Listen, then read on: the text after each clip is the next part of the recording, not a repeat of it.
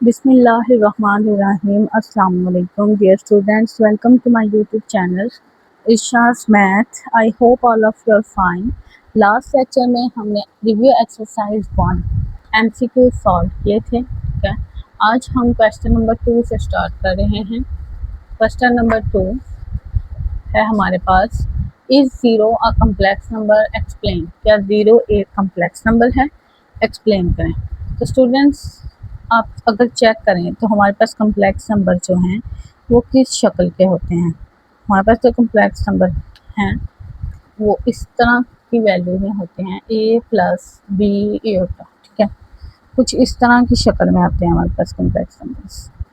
तो आप यहाँ पे अगर ज़ीरो को चेक करें तो अगर मैं a को भी ज़ीरो कह दूँ और b को भी ज़ीरो कह दूँ तो ये क्या एक कम्प्लेक्स नंबर है? यस. तो ये जो हमारे पास ज़ीरो है ये एक कम्प्लेक्स नंबर है. ठीक है, हम यहाँ पे लिख सकते हैं yes, zero is a complex number. Yes, zero is a complex number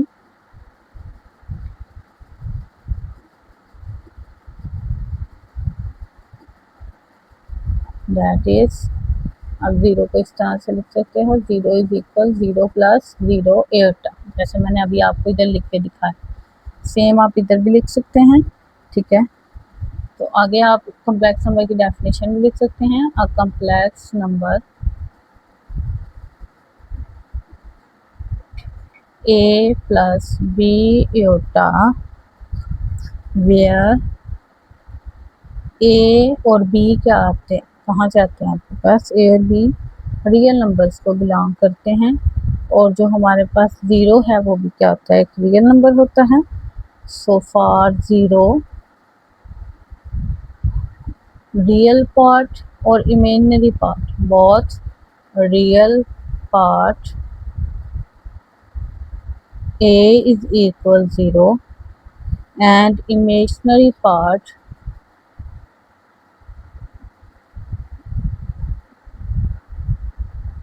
b is equal 0. Students, अगर आप सिर्फ इतना आंसर करना चाहें कि yes zero is a complex number that is zero is equal zero plus zero एटा, तो यहाँ तक भी आंसर इनफ होगा. लेकिन अगर आप साथ डेफिनेशन मेंशन करें और क्वेश्चन में रीज़न दें, जैसे यहाँ पे लिखा है रियल पार्ट और इमेजिनरी पार्ट्स के अंदर दोनों ज़ीरो होंगे, तो ज़्यादा बेहतर है. ठीक है, उसके बाद पार्ट 2 है क्वेश्चन नंबर 2 का, what is the result of multiplying a complex number by its conjugate. तो मैंने आपको बताया कि कम्प्लेक्स नंबर इस तरह का कोई भी होगा, a प्लस बी एटा. ठीक है, तो अगर हम लेट कर लें इस क्वेश्चन में कि लेट हमारे पास जो कम्प्लेक्स नंबर है v इज इक्वल वो है a प्लस बी एटा. ठीक है, और इसका कॉन्जुगेट ले लें. उसने लिखा है क्या रिजल्ट आएगा? Multiplying a complex number by its conjugate. अगर हम एक कम्प्लेक्स नंबर को इसके कॉन्जुगेट के साथ मल्टीप्लाई करवाएं तो इस कम्प्लेक्स नंबर का कॉन्जुगेट हमारे पास क्या आएगा स्टूडेंट्स? अगर हम इसका कॉन्जुगेट फाइंड आउट करते हैं तो वो आ जाएगा हमारे पास a माइनस बी एटा.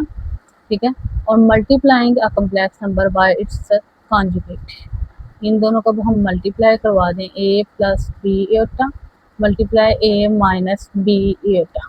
अब देखिए स्टूडेंट, दोनों वैल्यूज़ जो हैं इनमें एक दफ़ा प्लस है और एक दफ़ा माइनस है.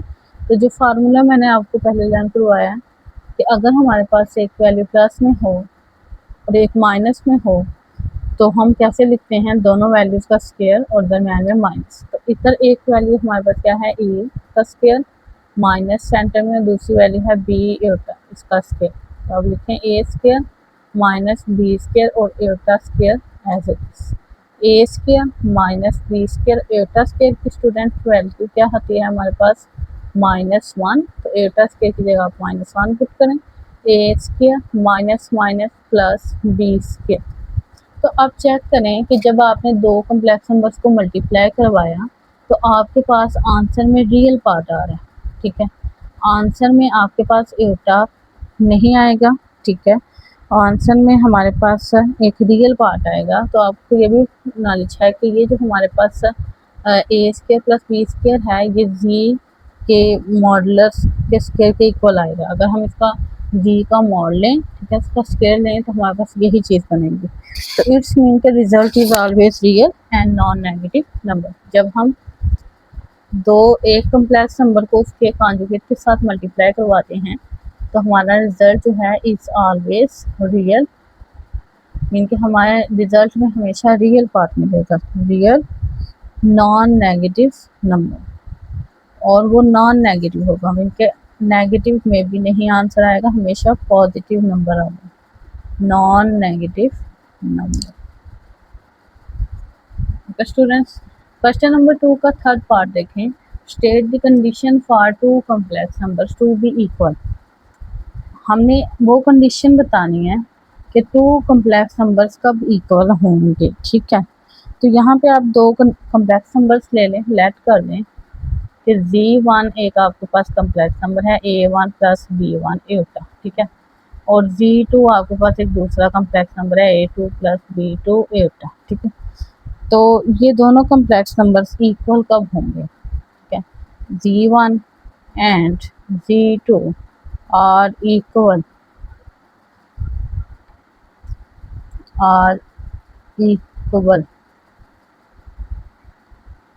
If and only if. ये तब इक्वल होंगे अगर आपके पास मीन के अगर आप कहते हो स्टूडेंट्स के Z1 इज इक्वल है Z2 के, इट्स मीन के A1 plus B1 Etah is equal है A2 प्लस B2 एटा के। इट्स मीन के आपका रियल पार्ट के और इमेजनरी पार्ट के इक्वल है, यही चीज़ है। तो आपका Z1 Z2 इक्वल होंगे if and only if A1 is equal A2, ठीक है, and B1 is equal B2, ठीक है। Real parts equal and imaginary parts equal. Okay students, ये आंसर आएगा आपके पास। उसके बाद नेक्स्ट है क्वेश्चन नंबर 3। क्वेश्चन नंबर 3 में इसने लिखा है सिंप्लीफाई। सिंप्लीफाई करें एटा की पावर 37। क्या है सिंप्लीफाई करना स्टूडेंट्स? ये सारे क्वेश्चन आप पीछे कर चुके हैं, ठीक है। मैंने पीछे एक्सरसाइज में अच्छे से एक्सप्लेन करके आपको ये सारी चीज़ें करवाई हैं। जिन स्टूडेंट्स ने लास्ट लेक्चर देखे हैं उनको आज के लेक्चर में कोई मुश्किल नहीं होगी, ठीक है। और अगर किसी ने नहीं देखा तो वो लाजमी जाकर देखे। तो एटा की पावर 37 है, तो स्टूडेंट सबसे पहले हम क्या चेक करते हैं? सबसे पहले हमने ये चेक करना है कि 37 जो है वो हमारे पास एक ऑड नंबर है, ठीक है। तो हम क्या करेंगे कि 36 हमारे पास एक अलग लिख लेंगे और 1 को अलग कर देंगे। 36 प्लस 1 हमारे पास क्या आ जाएगा स्टूडेंट्स? प्लस करेंगे अगेन 37 बनेगा। अब 36 को हमने 2 पे डिवाइड करना है। 2 1 द 2 2 8 द 16, इनके 2 को अगर 18 से मल्टीप्लाई करें तो 36 आ जाएगा, ठीक है। तो अब देखें स्टूडेंट नेक्स्ट क्या करेंगे? एटा स्क्वायर की वैल्यू हम सबको पता है -1 के इक्वल है, इसको यहाँ पे -1 पुट करेंगे, बाहर 18, ठीक है। अब -1 की पावर मैंने आपको बताया था, जब हमारे पास बाहर -1 की पावर जो है वो इवन नंबर हो तो -1 की पावर इवन हो तो वो +1 आंसर देता है। अगर ऑड हो तो वो हमें -1 आंसर देगा, ठीक है। अब आप खुद सोचें 18 आपके पास इवन है या ऑड है? तो इवन है 18, तो यहाँ पे क्या आंसर आएगा? 1, ठीक है, एटा। तो 1 एटा था, एटा आंसर आएगा इस क्वेश्चन का। तो बाद सेकंड पार्ट देखें, एटा 13 मल्टीप्लाई एटा 11। तो स्टूडेंट्स आपको पता है कि अलजेब्रा के रूल के अकॉर्डिंग जब दो वैल्यूज मल्टीप्लाई हो रही हो उनकी बेस सेम हो, एटा एटा, तो पावर्स को हम क्या कर देते हैं? प्लस। तो एटा 13 प्लस 11 करें तो आंसर क्या आएगा? 24। अब देखिए ये जो 24 आया है हमारे पास एटा की पावर 24, ये कि इवन नंबर है, इसको आप करते हैं 2 पे डिवाइड। 2 1 द 2 2 2 द 4, ठीक है। आप लिख सकते हैं एटा स्क्वायर और बाहर 12, 2 12 द 24। अब एटा स्क्वायर की वैल्यू है -1 और बाहर है 12। अब देखिए स्टूडेंट्स -1 की पावर बाहर इवन है या ऑड? इवन है तो +1 आंसर आएगा, अगर ऑड है तो -1 आंसर आएगा, ठीक है। तो यहाँ पे क्या थी? इवन थी तो +1 आंसर आएगा। आगे ये वाला क्वेश्चन देखें, यहाँ पे पावर में माइनस है, तो जब पावर में ऊपर माइनस हो तो हम उसको वैल्यूज़ को नीचे ले जाते हैं, नीचे जाकर पावर में हमारे पास क्या आ जाता है? प्लस। अब ये प्लस हो गया। अब ये 9 हमारे पास स्टूडेंट्स क्या एक ऑड नंबर है, ठीक है, तो ये 2 पे डिवाइड नहीं होता, हमने ऐसा नंबर लेना है जो 2 पे डिवाइड हो, तो हम माइनस एटा की पावर 8 को सेपरेट कर देते हैं और एटा को सेपरेट कर देते हैं माइनस एटा को, ठीक है। अब जब आप इनको मल्टीप्लाई करवाएंगे तो 8 और 1 क्या आ जाएगा, 9 आ जाएगा, ठीक है। अगेन तो अब देखें स्टूडेंट, ये जो 8 है ये हमारे पास अब एटा माइनस की पावर जो है वो 8 है, माइनस की पावर इवन में है अगर, तो हमारा आंसर क्या आएगा, प्लस में, ठीक है। इट्स मीन के माइनस तो हमारा प्लस में चेंज आ जाएगा, एटा की पावर 8 बच जाएगी और इधर है हमारे पास माइनस एटा। अब स्टूडेंट्स एटा की पावर 8 जो है उसको आप 2 पे डिवाइड करें तो 2 4 राइट आता है आपके पास, तो एटा 2 और बाहर 4 और इधर माइनस एटा। अब स्टूडेंट्स एटा स्क्वायर का आंसर आपको पता है -1 है और बाहर 4 पावर और इधर माइनस एटा। अब देखें स्टूडेंट्स -1 की पावर जो है वो इवन पावर है 4, तो आंसर में क्या आएगा, +1 और ये है साथ माइनस एटा। इसमें क्या आपका आंसर आ जाएगा 1 ओवर माइनस एटा। अब स्टूडेंट्स आपके पास नीचे आ रहा है माइनस एटा, ठीक है। तो आपने क्या करना है, जो नीचे आपके पास माइनस एटा आ रहा है वो नहीं आना चाहिए, इसलिए आप इसको रैशनलाइज करें, ठीक है। प्लस एटा के साथ मल्टीप्लाई और डिवाइड करवाते हैं, ऊपर जो है एटा 1 का एटा बन जाएगा, नीचे एटा मल्टीप्लाई माइनस एटा स्क्वायर, ठीक है। एटा और नीचे वाला एटा स्क्वायर इज इक्वल आएगा -1 और बाहर भी -1 है, तो माइनस माइनस क्या आ जाएगा नीचे, +1, तो आंसर क्या आ जाएगा स्टूडेंट्स, एटा, ठीक है। नेक्स्ट पार्ट पे मूव करते हैं। नेक्स्ट है हमारे पास क्वेश्चन नंबर 4। तो क्वेश्चन नंबर 4 में स्टूडेंट्स इसने क्या किया है, दो कम्प्लेक्स नंबर्स को मल्टीप्लाई करवाया है, मल्टीप्लिकेशन ऑफ 2 कम्प्लेक्स नंबर्स, और फिफ्थ पार्ट में डिवीजन करवाया गया। तो मैंने आपको डिवीजन मल्टीप्लाई सब सिखाया है। तो जब मल्टीप्लाई करते हैं प्रोडक्ट फाइंड करने हैं तो हम कैसे फाइंड करेंगे, 3 को पहले रखेंगे, पहले हम 3 को इससे मल्टीप्लाई करवाएंगे, 5 - 6 से एटा, देन हम -4 एटा को मल्टीप्लाई करवाएंगे 5 - 6 एटा के साथ। 3 5 का स्टूडेंट क्या आएगा, 15 - 3 6 का 18 एटा, -4 5 का 20 एटा, माइनस माइनस प्लस 4 6 का 24 एटा, एटा स्क्वायर। 15 - 18 एटा और -20 एटा स्टूडेंट ये क्या बन जाएगा हमारे पास, 20 38 एटा और +24 और एटा स्केल की वैल्यू -1। अब स्टूडेंट्स 15 - 38 एटा प्लस माइनस 24, 15 - 24 आंसर क्या आएगा स्टूडेंट्स, 9 -9 क्योंकि बड़ी वैल्यू के साथ माइनस है, -38 एटा।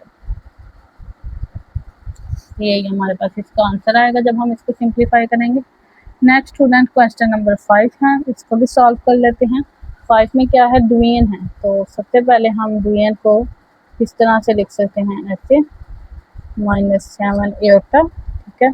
फिर हमारे पास सेकंड ऑप्शन क्या था, नीचे एटा वाली वैल्यू है तो हम इसको क्या करवा देते हैं, रैशनलाइज, ठीक है। रैशनलाइज करवाया स्टूडेंट, तो ऊपर वाली दोनों वैल्यूज को हम मल्टीप्लाई करवा सकते हैं, इनके 3 + 4 एटा into 5 + 7 Etah divided by 5 - 7 Etah and 5 + 7 एटा। ऊपर वाली वैल्यूज को तो स्टूडेंट्स हम मल्टीप्लाई करवाएंगे जिस तरह हमने क्वेश्चन नंबर 4 में दो कम्प्लेक्स नंबर की प्रोडक्ट को फाइंड आउट किया था, ठीक है। तो उसी तरह से हम इसमें भी मल्टीप्लाई करवाएंगे, लेकिन नीचे वाली जो हमारे पास वैल्यू है 5 - 7 एटा और 5 + 7 एटा, तो यहाँ पे हमारा कौन सा फार्मूला लगेगा स्टूडेंट, कि एक वैल्यू हमारे पास प्लस में और एक अगर माइनस में हो तो हम उसको वैसे लिखते हैं, दोनों वैल्यूज का स्क्वायर और सेंटर में माइनस, ठीक है। तो ऊपर वाली वैल्यूज को मल्टीप्लाई करवाएंगे, 3 को पहले 5 + 7 एटा के साथ, देन +4 एटा को 5 + 7 एटा के साथ, और नीचे हमारे पास एक वैल्यू माइनस में एक दफ़ा प्लस में है तो एक वैल्यू का स्क्वायर, सेंटर में माइनस, दूसरी वैल्यू का भी स्क्वायर, ठीक है। ओके स्टूडेंट्स, अब नीचे वाली उसको करवाएं, 3 5 का 15 plus 3 7 that 21 iota plus 4 5 that 20 iota plus 4 7 that 28 iota square divided by 5 का 25 minus 49 7 का स्क्वायर और iota square as it is. अब देखें स्टूडेंट्स, ऊपर हमारे पास 15 प्लस 21 और प्लस 20 यहाँ क्या आ जाएगा प्लस 41 iota और plus 28 as it is. Etah square की वैल्यू आएगी -1, 25 नीचे माइनस 49 और एटा स्क्वायर की वैल्यू -1। स्टूडेंट्स 15 प्लस 41 एटा प्लस माइनस -28, ठीक है, और नीचे क्या आएगा आपके पास 25 माइनस माइनस प्लस 49। अब अगर आप स्टूडेंट सॉल्व करें -28 प्लस 15 तो आपके पास क्या आंसर आएगा, चेक करें आप। -28 प्लस 15 -13 प्लस 41 होता है और नीचे आपके पास जो 25 प्लस 49 है तो आंसर आता है 74। अगर आप सेपरेट करके लिखना चाहें इनको तो ये इस तरह से लिखा जाएगा, आपके पास कटिंग नहीं होगी स्टूडेंट्स, तो एज इट इज यही आपका आंसर आएगा जब आप दो कम्प्लेक्स नंबर्स को डिवाइड करवाएंगे। नेक्स्ट है हमारे पास question number 4, find additive and multiplicative inverse of z is equal 8 plus 9 iota. तो स्टूडेंट्स एडिटिव इनवर्स और मल्टीप्लिकेटिव इनवर्स आपने फाइंड आउट करना है। तो मैंने आपको एमसीक्यूज में भी काफ़ी डिटेल से बताया है कि एडिटिव इनवर्स क्या है, कि कोई ऐसी वैल्यू हम इसके अंदर प्लस करवाएं कि हमारा आंसर जो है वो आए एडिटिव आइडेंटिटी, जो क्या होती है हमारे पास जी। अब देखें जी हमारे पास एक कम्प्लेक्स नंबर है 8 प्लस 9 एटा, तो माइनस जी हमारे पास क्या बनेगा -8 माइनस प्लस -9 एटा।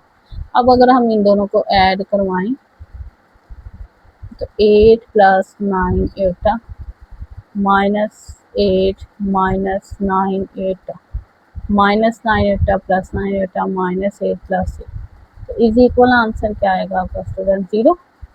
सो ये जो हमारे पास -8 माइनस 9 एटा है is the additive inverse of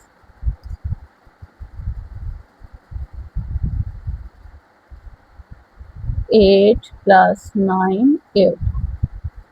okay students, multiplicative inverse अब कैसे फाइंड आउट करेंगे। अगर हमारे पास मल्टीप्लिकेटिव इनवर्स जो है जी और जी का इनवर्स, आंसर में हमारे पास मल्टीप्लिकेटिव आइडेंटिटी मीन के 1 आना चाहिए, कुछ इस तरह का हमारा। तो स्टूडेंट जी की वैल्यू तो उसने हमें दी है, वो है 8 प्लस 9 एटा। जी इनवर्स की अगर हम बात करें तो वो हमारे पास 8 प्लस 9 एटा का इनवर्स, जबकि इस पावर को अगर हम प्लस करना चाहें तो हम इसको नीचे ले जाएंगे, ठीक है। अब 1/8 प्लस 9 एटा है जी इनवर्स के इक्वल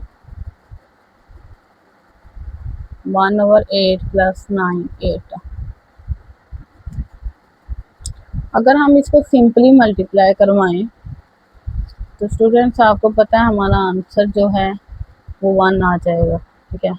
नीचे हमारे पास एटा की वैल्यू है तो हम इसको रैशनलाइज करवाते हैं इस वजह से। तो ऊपर हमारे पास 8 माइनस 9 एटा 1/8 माइनस 9 एटा, और नीचे हमारे पास स्टूडेंट एक दफ़ा प्लस में और एक दफ़ा माइनस में है, तो हम ये वाला फार्मूला लगाएंगे, एक वैल्यू का स्क्वायर माइनस दूसरी का स्क्वायर और सेंटर में माइनस, ठीक है। ऊपर 8 माइनस 9 एटा और नीचे 8 का स्क्वायर 64 माइनस 9 का square 81 iota square as it is.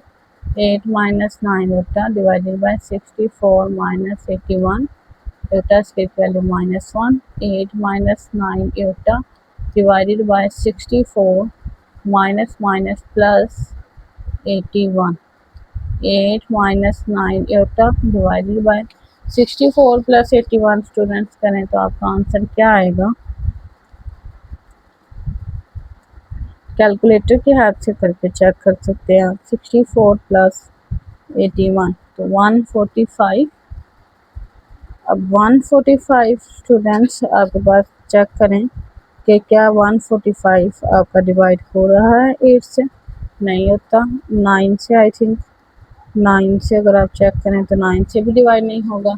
तो आप इसको सेपरेट करके ऐसे लिख सकते हैं, -9 और 145 होता। तो इज अ मल्टीप्लिकेटिव इनवर्स, ये आपके पास एक्चुअली जेड इनवर्स का आंसर है, मल्टीप्लिकेटिव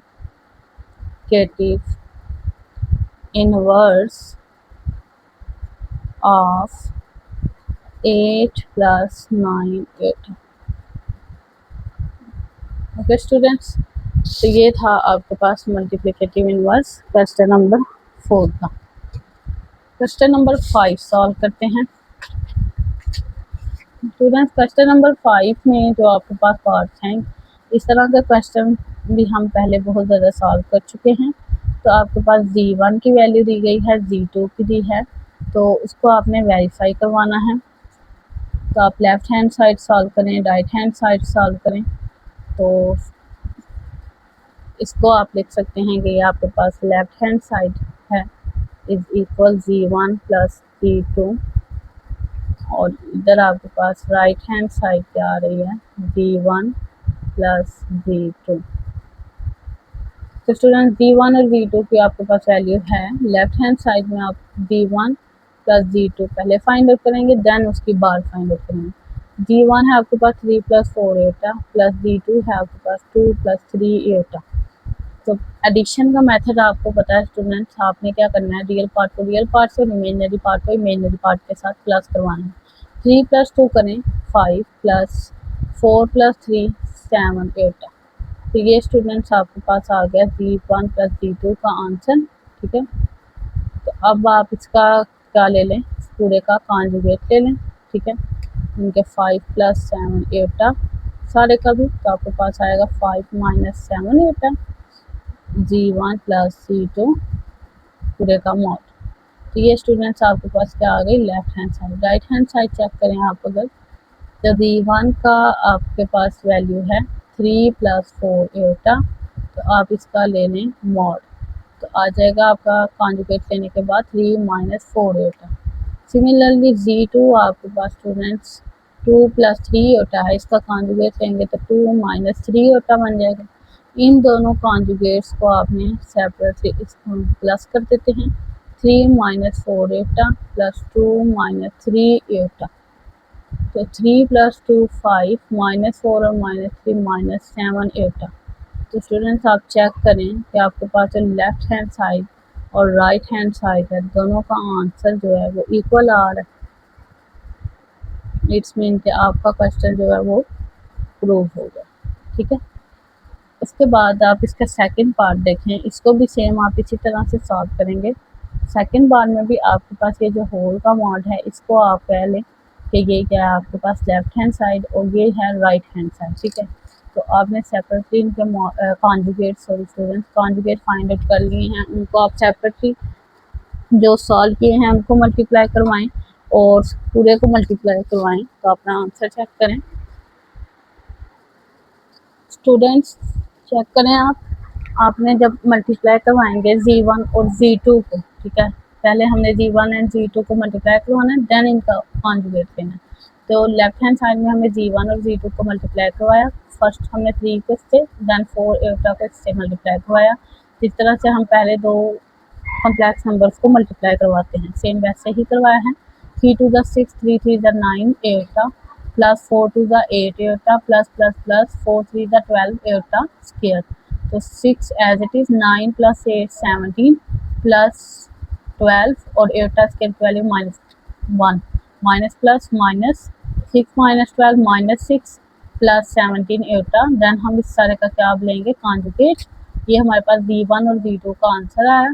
हम इसका कॉन्जुगेट लेंगे तो कॉन्जुगेट क्या आएगा हमारे पास, -6 - 17 8।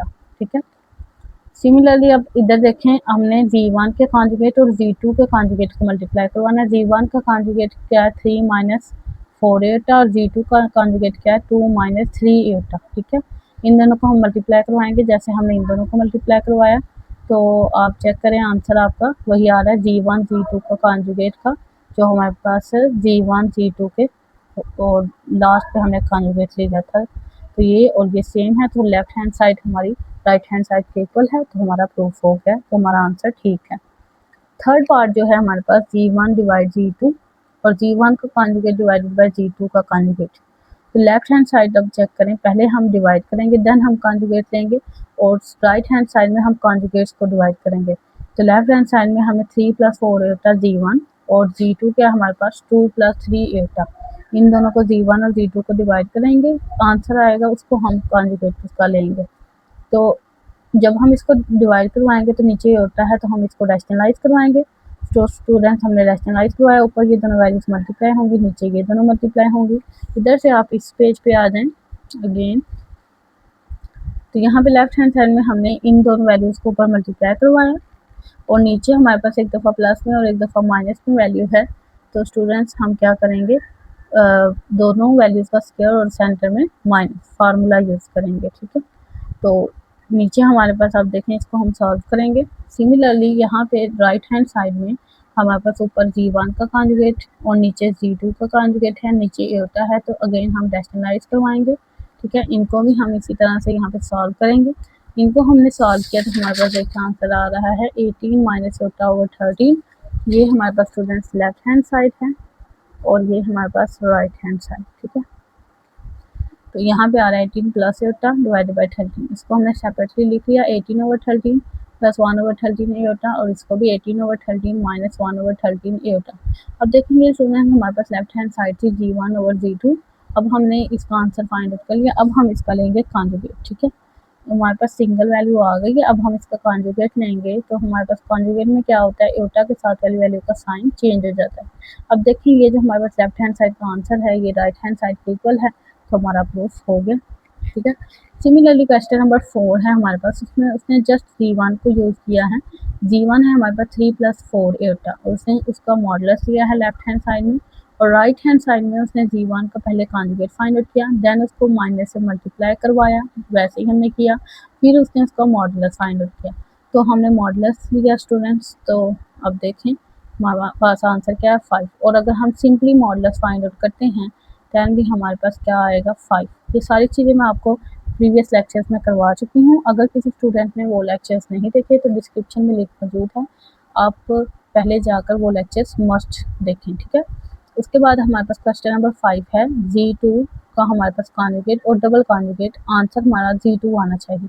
अच्छा, क्वेश्चन नंबर 4 में उसने जस्ट जी1 यूज़ किया था, और क्वेश्चन नंबर 5 में उसने जस्ट जी2 यूज़ किया है। जी2 है आपके पास 2 प्लस 3 एटा, आप क्वेश्चन में चेक भी कर सकते हैं 2 प्लस 3 एटा। ठीक है, तो जी2 का कॉन्जुगेट फर्स्ट कॉन्जुगेट लेंगे तो क्या आता है, एटा के साथ वाला साइन चेंज हो जाएगा, 2 माइनस, इसका आंसर क्या आएगा 2 माइनस 3 एटा। ठीक है, जब हम अगेन इसका कॉन्जुगेट लेंगे 2 माइनस 3 एटा का, तो अगेन हमारा ये वाला साइन चेंज हो जाएगा, आंसर क्या आएगा 2 प्लस 3 एटा। ठीक है, तो जब स्टूडेंट्स 2 प्लस 3 एटा आएगा तो 2 प्लस 3 एटा हमारे पास क्या था जी2, तो ये जी2 के इक्वल आ गई, यही हमें प्रूफ करना था। अगर हम जी2 का 2 बार कॉन्जुगेट लें तो अगेन हमारे पास जी2 आ जाता है।